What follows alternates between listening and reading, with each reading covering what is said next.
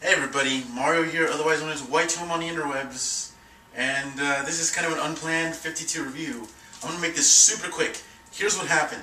Okay, so, as you know, I was going to skip out on the June 27th reviews because of the 4th of July week. I decided to, well, I was given a vacation, so I decided to actually utilize it as a vacation week, so I was going to fly off and do the July 4th reviews the week after and, stick to some sort of schedule. Here's what happened.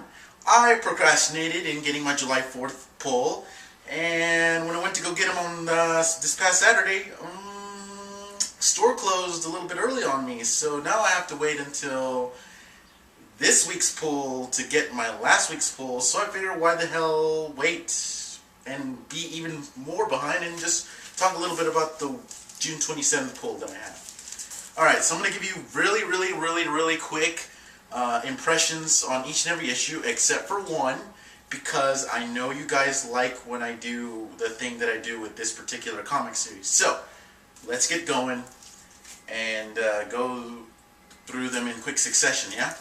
Night Owl number 1. Did not expect to be good. Thought it was going to be the worst of the before Watchmen comics, but it's actually my favorite so far. Even more than Comedian, which still confuses the hell out of me. Superman was aight, and that's pretty much it. It was just aight. It could do better. It could do Action Comics better. Flash was cool. Weather Wizard was an okay villain. Nothing as spectacular as Captain Cold, though, or even Grodd, so it was kind of like an aight issue in itself, which is kind of disappointing because I expect a little bit better out of Flash. As always, Aquaman continues to bring in the awesome. Issue number 10 has not stopped its momentum at all. Again, Jeff Johns knocking out of the park. Can't wait to see more. Can't wait to see the showdown between Aquaman and Black Manta happen. It has already started, but let's see where it goes. Justice League was cool. We get to see things turn kind of dark. We get to see what this villain's about. The Shazam side story was alright. Nothing to scream home to mama about. But, it was a good issue overall. Hopefully it picks up the pace a little bit more. Justice League number 10. My pick for, or what would have been the June 27th edition of the 52 review, would have been Batman Incorporated number 2. Yes, it took a break from the very brief story as to what happened with Bruce and specifically Damian. But we get to find out a lot about Talia and what makes her tick and why she's doing what she's doing. Always a good issue. I like issues like these. It gives us a backstory to the current story. Some of you don't exactly appreciate or like breaks like this, but I do. It builds character and it adds to the overall plot. This is pretty much going to take the 6th spot in my top 6 of the new 52. Sorry, Batwoman, but I do believe your time is almost up. Alright, and now the moment you've been waiting for. Green Lantern New Guardians number 10. Or should I say, it's time for another edition of Lantern Ball Z. Last time on Lantern Ball Z, the Blue Lanterns were in a bit of a pickle. The Reach has reached the Blue Lanterns.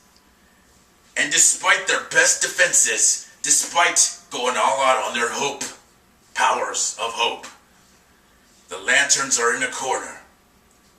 Will Kyle Rayner and the rest of the Colored Lanterns come to the Blue Lanterns' aid in time? Let's find out, in a non-spoiler sense, on this edition of Lantern Ball Z.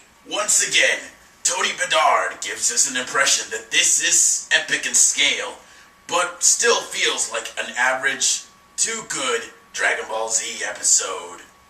In case you didn't understand the joke, things are not looking good for the Blue Lanterns, as they are hopelessly outnumbered and outgunned. And then we find out an interesting aspect is that they can be offensive, but only if a green ring is around. And luckily we do get to see exactly what we're talking about later on in the issue. But is it enough?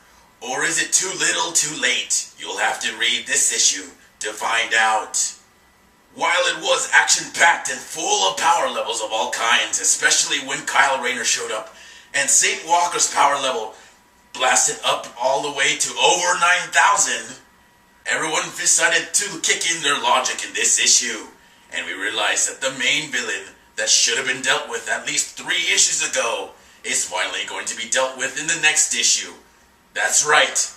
They mention the main villain, the main reason for all the troubles, but they don't go and do anything about it until the next issue.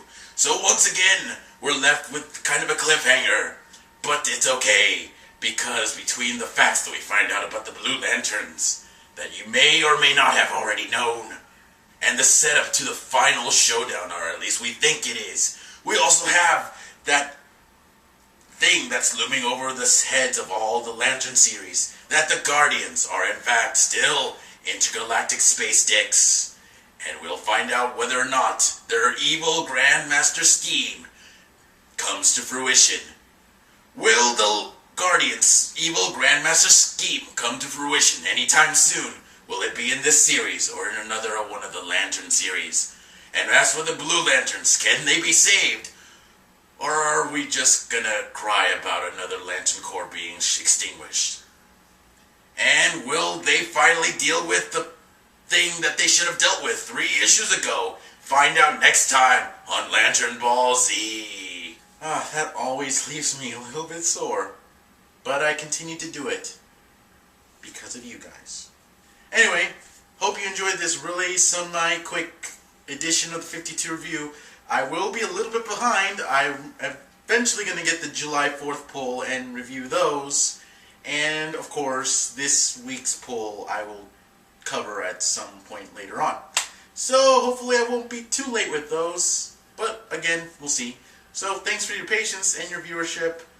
As always, if you have any comments, questions, or anything, please feel free to post them down in the commentary plot. I do read them, and I do try my hardest to get back to you.